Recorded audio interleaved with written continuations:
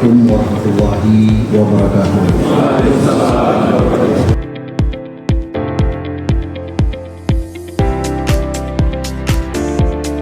Nasi dengan BSI, satu-satunya bank yang bisa dibiayai di Aceh